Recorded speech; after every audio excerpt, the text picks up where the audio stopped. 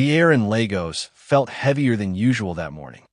The Oba mansion in Ikoyi stood draped in black cloth. Inside, every corner whispered grief. Chief Oba, the patriarch, the man whose name opened doors across the city, was gone. His funeral drew politicians, business moguls, and neighbors who had lived off his generosity. But beneath the polished black suits and sunglasses, one question gnawed at everyone. Who would inherit it all? Jennifer, his eldest daughter, kept her face calm as she accepted condolences. She was always the strong one. Her siblings, Femi, Amaka, and Ngozi, moved around like shadows, carrying their own silent fears. They all knew Chief left behind more than wealth. He left behind secrets. Later, as the guests left and silence returned, Jennifer entered her father's private study. The scent of cigar smoke still lingered. On the shelf, his Bible rested, heavy with years of use. She picked it up, and something slipped out. A small USB drive hit the floor with a dull sound. Her heart skipped. Why would her father hide this inside a Bible? She plugged it into the laptop on the desk. Folders appeared. Not prayers, not sermons, but documents labeled in cold, sharp words. Inheritance. Confession. Truth. Jennifer's throat went dry. She didn't open them yet. She called her siblings. If this was what she thought it was, it could change everything. And when they gathered and the files opened, the real war for the Oba inheritance began. Femi leaned forward, eyes glittering with greed. Bank statements, offshore accounts. He left us billions. But then another folder opened. Inside was a video. Chief Oba's face appeared, weary, older, as if he knew this moment would come. His voice cracked through the speakers. If you're watching this, it means I am gone, and it means the truth must come out. The fortune you seek will destroy you if you don't first know who you really are. The siblings froze. A chill crawled through the room. Amaka, the youngest, whispered, "What does he mean?" Jennifer clicked again. Another file. DNA results. One child, it read, was not biologically his. Silence swallowed the room. Ngozi's hand shook. "It's me, isn't it? I've always felt like I didn't belong." But Femi's voice rose, sharp and angry. "Don't be ridiculous. He meant you, Amaka. You've always been different." Amaka stared at him, pain in her eyes. "You don't know that." The room felt smaller. The inheritance suddenly meant nothing compared to the question burning inside them. Who among us is the outsider? The silence in the study thickened after the DNA file appeared. No one spoke for a long moment. The laptop screen glowed, showing the name of the laboratory, the date stamped only 2 months ago. Chief Oba had known this truth before he died. He had carried it silently, locking it away in this tiny USB. Jennifer's hands trembled, though she tried to keep her voice calm. "We need to read it carefully. It may not be what we think." Femi scoffed, pushing forward. "There's nothing to think about. Dad was warning us. He wanted us to know who doesn't belong." Ngozi's chest rose and fell with quick breaths. Ever since her mother, the second wife, moved into the family house, she had always felt the sharp stares, the unspoken judgment. People whispered she was a stranger in her father's home. And now this? She lowered her eyes, fighting back tears. Amaka, the youngest, barely 25, looked around at her siblings. She had always been quiet, the one who avoided drama. But in that moment, her voice was steady. "Maybe we should hear everything before pointing fingers." He left more than one file. He wanted us to see all of it. Jennifer nodded and clicked open another folder. It contained scanned documents, property deeds, company shares, instructions about the inheritance. But every page carried one condition, repeated like a warning. The truth must be faced before the inheritance can be shared. The siblings exchanged uneasy glances. The fortune wasn't just sitting there for them to grab. Chief Oba had tied it to this secret. Then the screen blinked again. Another file opened automatically, almost as if programmed to play next. Chief's voice filled the room once more. His eyes looked directly into the camera, tired but firm. You think money is what matters, but money without truth is poison. One of you carries a bloodline that is not mine. But remember, I raised all of you as my children. The question is not who is blood. The question is, who is family? His voice cracked, and then the video ended abruptly. The room erupted. Femi stood up so fast the chair scraped across the marble floor. His voice thundered. This is nonsense. He should have been clear. Why leave riddles? He knew this would tear us apart. Jennifer tried to calm him. Maybe he wanted us to decide for ourselves, to see what matters more, money or each other. Don't give me that moral rubbish. Femi snapped, his face darkening. We're talking about billions. Do you understand? Billions in property, companies, and cash. You think I'll let some outsider claim what's mine? The word outsider stung. Ngozi flinched, her fists tightening at her side. Say it directly, Femi. You mean me, don't you?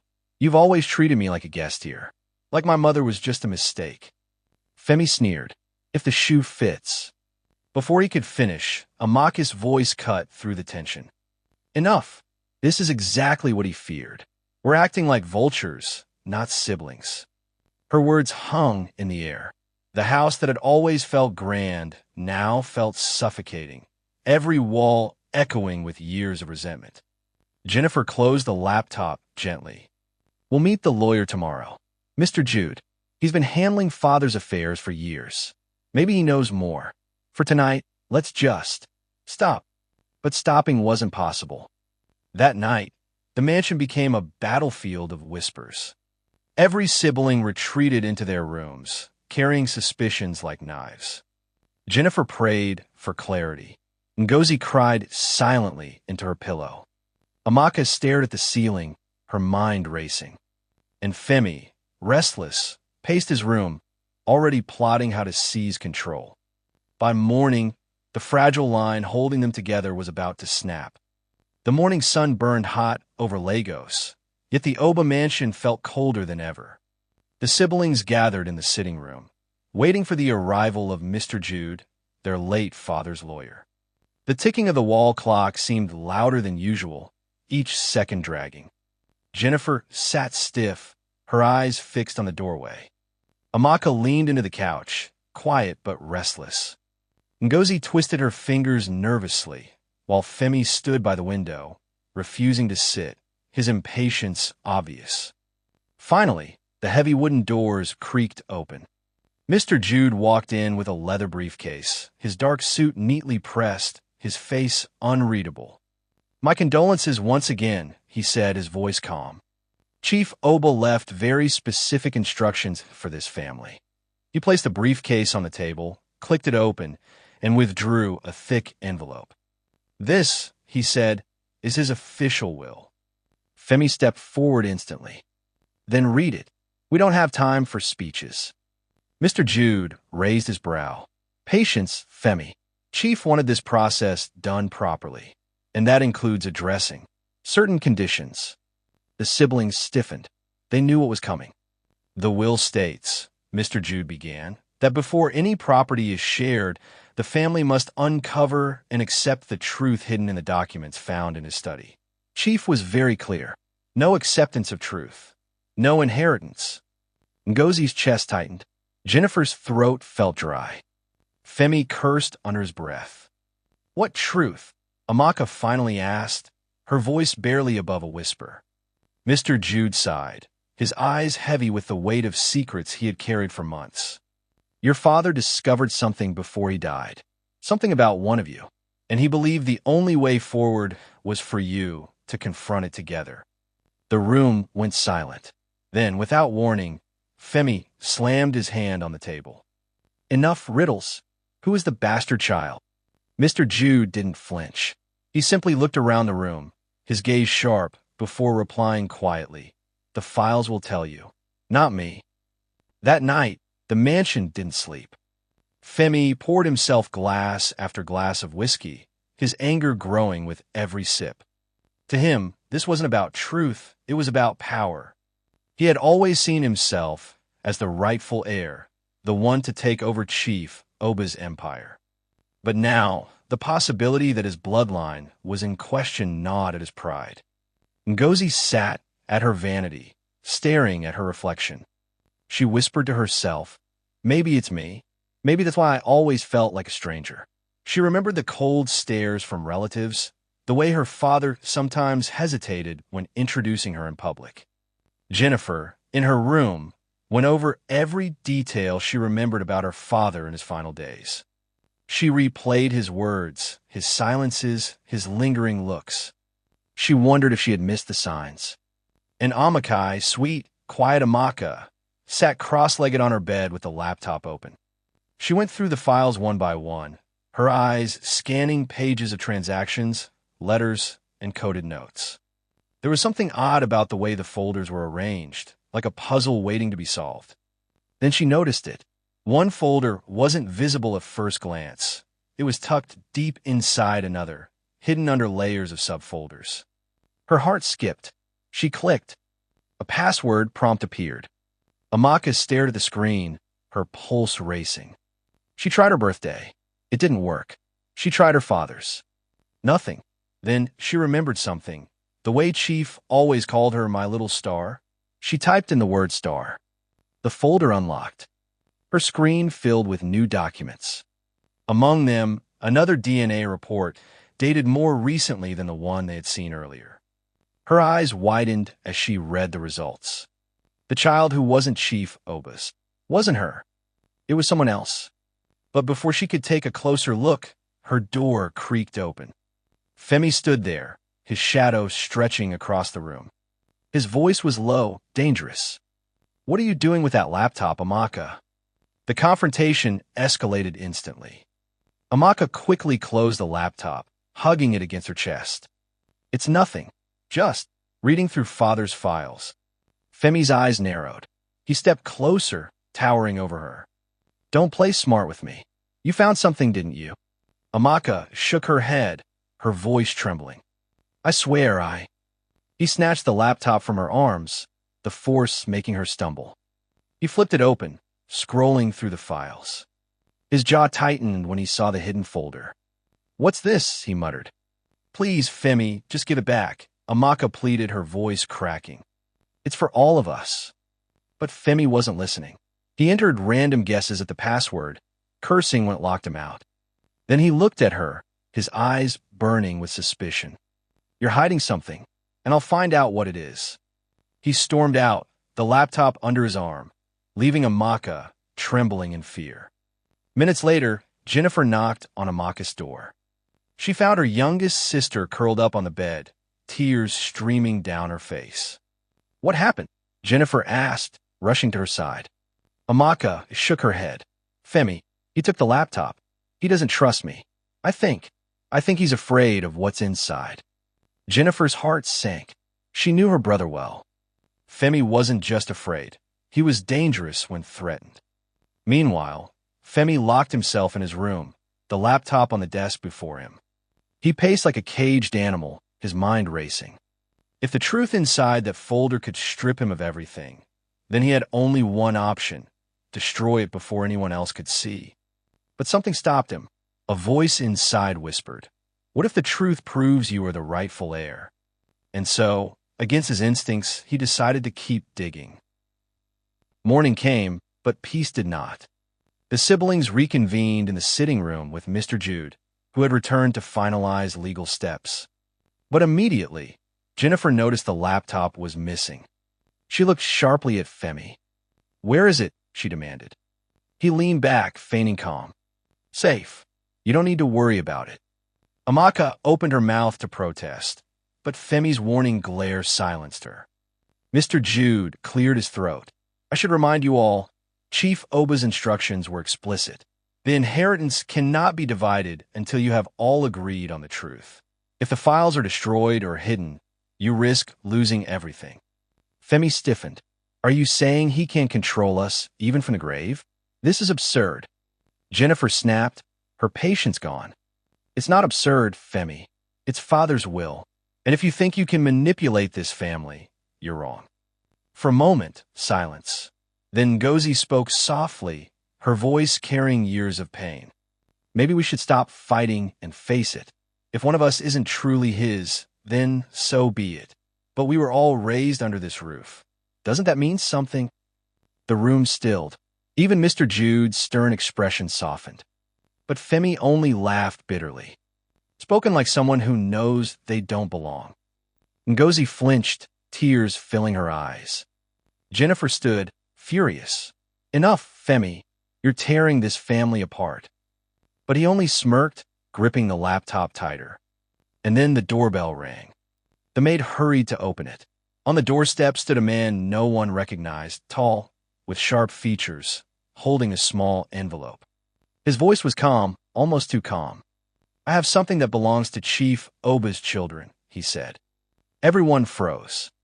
The man at the door didn't blink as the siblings stared. He held the envelope like it was made of glass, fragile, dangerous, ready to cut. Mr. Jude stepped forward first, his lawyer's instincts kicking in. Who are you, he asked. I'm Musa, the man said, voice even. I work private security for Chief Oba. He told me to deliver this. After his burial, his eyes flicked briefly to Femi, who hovered protectively near the laptop. To all of you, together. Jennifer took the envelope with careful fingers. The paper felt thick, expensive. She opened it, pulling out a single key on a brass ring and a folded card. On the card, in their father's handwriting, Locker 17. Marina, Tuesday, 11 a.m. All of you or nothing unlocks. Amaka's heart pounded. It wasn't just a USB anymore. It was a path. Lagos outside the gates roared with traffic and generators and life, but inside the sitting room, the world narrowed to a key and a time. Femi tried to snatch the card. We don't need games, he said. We have the files. Mr. Jude's gaze hardened. You have some files. If Chief said a second step, it matters. We go. Musa nodded once, as if a box in his mind had been ticked. Do not be late, he said. There will be consequences. He turned and left without waiting for questions. The door closed with an echo that felt final. Night stretched slow and uneasy. Jennifer couldn't stop thinking about the handwriting, the firm loops, the deliberate command. All of you, or nothing unlocks. Her father knew them, knew their fractures, their pride. He was forcing them into a room, into a truth. In her room, Ngozi lay awake, listening to the city hum. She texted her mother, but didn't press send. The words on the screen, "Do you know something you never told me?" stared back like an accusation. Femi didn't sleep at all. He set the laptop on his desk and stared at the login screen for that hidden folder, a simple field that felt like a detonator. He whispered to himself, half prayer, half threat. No one will take what's mine. Then he slipped the laptop into a bag and locked the zipper. At 10:35 a.m., they pulled into Marina. Traders shouted prices. Bus conductors slapped the sides of Danfo's. Salt air from the lagoon cut through heat. Locker 17 waited in a concrete corridor that smelled of metal and tide. The key turned with a clean click. Inside was a black envelope and a flash drive identical to the one hidden in the Bible. Attached to the envelope was another note in the same hand. Play this together where he raised you. And lock the doors. They drove back to Ikoyi in a silence thick with blame. The mansion's white pillars watched them like witnesses. In the sitting room, Mr. Jude closed the curtains. Sunlight thinned. The AC hummed. Femi placed the second USB on the glass table with a clack, the sound sharp enough to cut someone's resolve. Before we do this, he said, chin high, we set rules. Nobody pauses. Nobody deletes anything. We watch it all. That sounds like a rule you'd want others to follow, Jennifer replied, unblinking. Fine. We watch. Together. Amaka plugged in the USB. A folder popped up. Home Truth. Below it, Play Me. Her fingers hovered, then clicked. The screen lit with footage. Not their father this time. CCTV angles, date stamps. A clinic reception in Suralere. A quiet corridor. A woman in a headscarf signing papers. In the next clip, the woman held a baby swaddled tight. The camera zoomed. No, someone had edited it to punch in. The face of the nurse came into focus. Then the file froze on a still, a birth tag with a handwritten name and time. The name was familiar. The time matched a year etched into their family's photo albums. Ngozi's fingers dug into the sofa cushion. "What are we looking at?" she whispered. Another clip. A hand, male, heavy watch, slid a brown envelope across a desk. The frame didn't catch faces, only gestures. Cash counted, a nod exchanged, a document folder switched. The angle was at waist height, as if hidden. Then Chief Oba's voice again, overlaid. "If you're seeing this, I failed to say it with my own mouth. I am guilty of building a house on sand. I am guilty of letting a lie protect my pride." Femi's jaw worked. This is edited. This is nonsense. Anyone can make a fake video. The next clip shattered his confidence, a family home video from their old camcorder. A small party, cake smeared on cheeks. Chief lifted a toddler high. "My heir," he laughed into the lens. The timestamp matched the clinic dates to the day. And then the tape jittered, stabilizing on a woman at the edge of the frame, her smile aching with something like apology. Not their mother. Another woman. Jennifer swallowed hard. "Who is she?" Mr. Jude clasped his hands. "Someone your father paid to stay silent. For a time." Amaka's heart tapped out a panic rhythm. She heard the city through the walls, horns, hawkers, a generator sputtering back to life, like Lagos itself refused to let secrets sit quiet. The video cut to one last, colder scene, a lab report on hospital letterhead, a highlighted line, a percentage that didn't reach where it should. The clip ended. The room, for a moment, stopped breathing. Femi stood abruptly. "We're done. We don't need more of this." "Sit," Jennifer said. Not raised, not angry command. He sat. The second file auto-loaded. A recorded message, not video, audio only. Chief's voice low, stripped of charm. "Femi," he said, and the name dropped like a stone into water. "If pride is in your ears, listen with your heart. I try to be a father to you with more than money. I try to be enough. But I should have told you the first time you asked me why you and I never resembled each other in photos." The room tightened around Femi. Even the AC sounded accusatory. I denied it, the voice went on. Because I wanted to save face. Because Lagos eats men who admit weakness. Because the boardroom only respects strength. And because I loved you so fiercely I thought love could rewrite blood. Ngozi's breath hitched. Beezy folded into herself, a fist pressed to her mouth. The audio clicked, it felt like a heartbeat. "You're not my blood," Chief said. "But you are my son." Femi flinched like he'd been slapped. "Turn that off," he said, eyes wet and volcanic. "Turn it." "We're finishing it," Funk said, and her hand barely shook as she kept the cursor away from pause. "I took you in as a debt to the man who could not. I raised you as a promise to the boy you were. If this makes you hate me, I deserve it. But the inheritance I leave is not for you to prove you're a man. It is for all of you to become a family." The audio stopped. Silence did not. It stayed. It lay down between them like something alive and heavy. Tun's mouth opened, closed. He looked for a target, Jennifer's control, Amaka's innocence, Ngozi's fragility, Mr. Jude's restraint, anywhere to spend his rage. But the only target was a dead man's voice and the mirror of his own face. "So that's it," he said, voice raw. "You all heard it. This is what you wanted." "We wanted truth," Jennifer said softly. "We didn't want this pain." "I'm not pain." Femi swiped tears angrily. "I built half of Father's deals.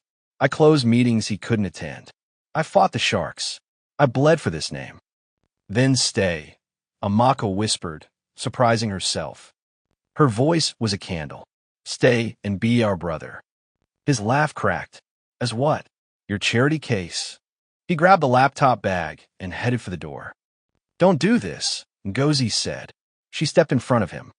"Don't make the lie your whole identity. You're more than a paper that says blood type."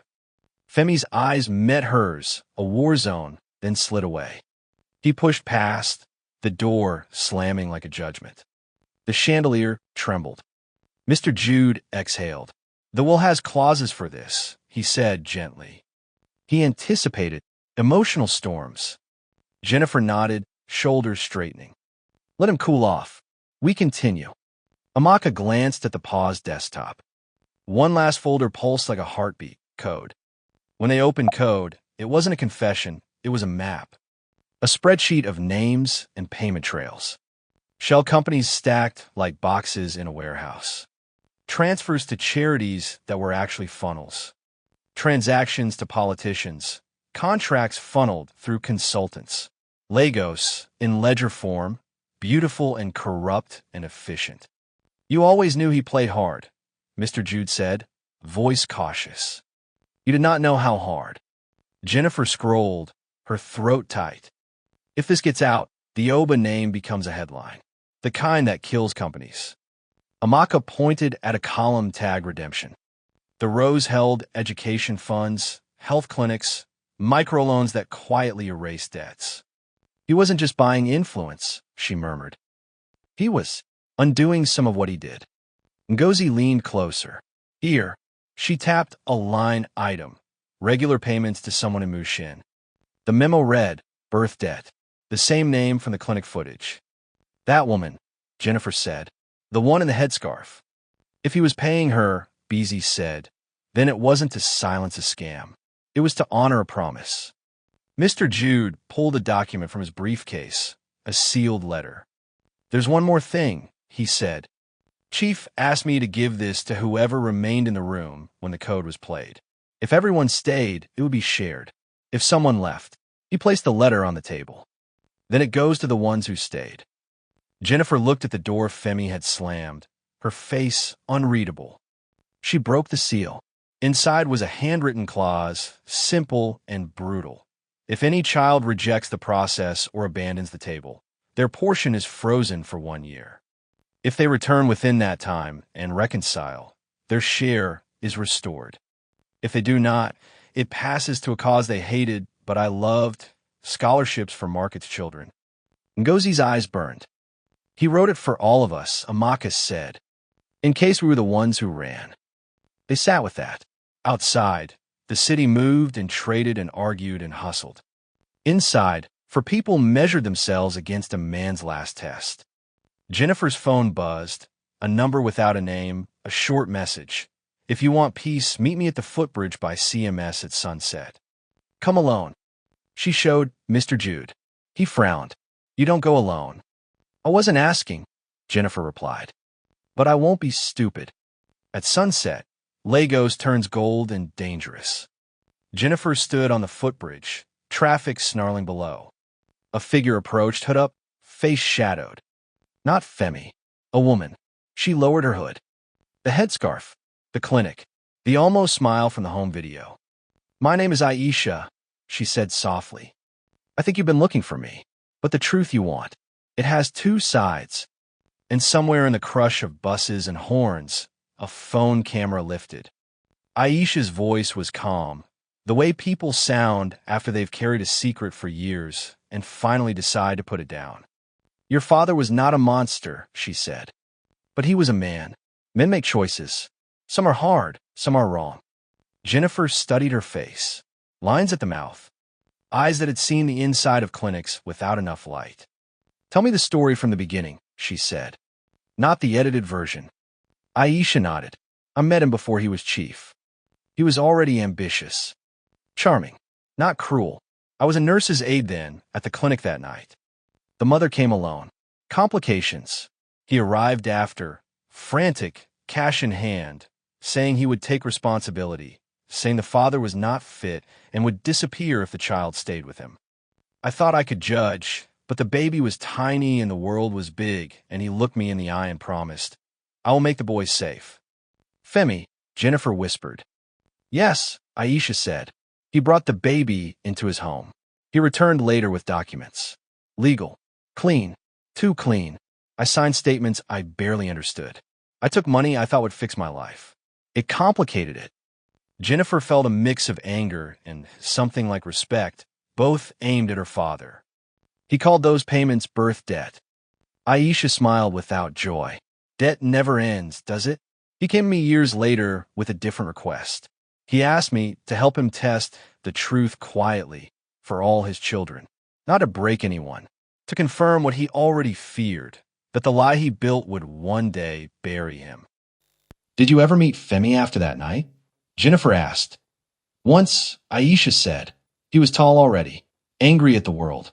He needed a mother he didn't trust and a father who wouldn't speak straight. I gave him a bottle of water and directions. He didn't look back." Jennifer swallowed the ache.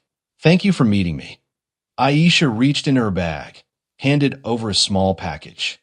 There was a second key. "Your father wanted you to have it now that the code is open. It's not money. It's memory." Back at the mansion, they opened the package together. Inside was a portable hard drive and a folded photo. Chief holding infant Femi, a younger Jennifer peeking from behind a curtain, Amaka not yet born, the first wife laughing confidently, the second wife in the doorway, uncertain. A family captured before they learned their lines. The hard drive contained raw recordings, Chief talking to himself in his study late at night. Plans, doubts, leaked fears. "If I teach them to win and not to heal, I make kings without kingdoms," he said in one clip. In another, "I am terrified of the boy I love most, because I taught him to believe love is a reward you buy." They listened until the house felt different, like the walls had finally been invited into the conversation. Then the gate intercom buzzed. Femi's voice, tinny and rough. "Open." When he stepped inside, he looked older by 10 years. He set the laptop on the table. No theatrics. He did not sit. "I want to see all of it," he said. "And then I want to decide whether I can breathe in this house." Jennifer nodded. "Stay," she said. "Not as blood, as brother." Femi's eyes flickered to the photo on the table. He picked it up, stared at the infant in Chief's arms, and exhaled like someone who'd been underwater too long and finally found surface. "I don't know how," he said, "but I'm here." And so, the family's empire stood on the edge of greatness and ruin, not because of the wealth left behind, but because of the secrets hidden in plain sight. In the end, the true inheritance wasn't money, but the truth they were too afraid to face. Now the question is, if a hidden code in your family revealed who you really are, would you be strong enough to open it? Or would you rather live with a lie? Think about that. And if this story gripped you the way it gripped me, don't just scroll away. Hit that subscribe button. Share this with someone who needs to hear it, and stay tuned for more stories that will keep you on the edge of your seat.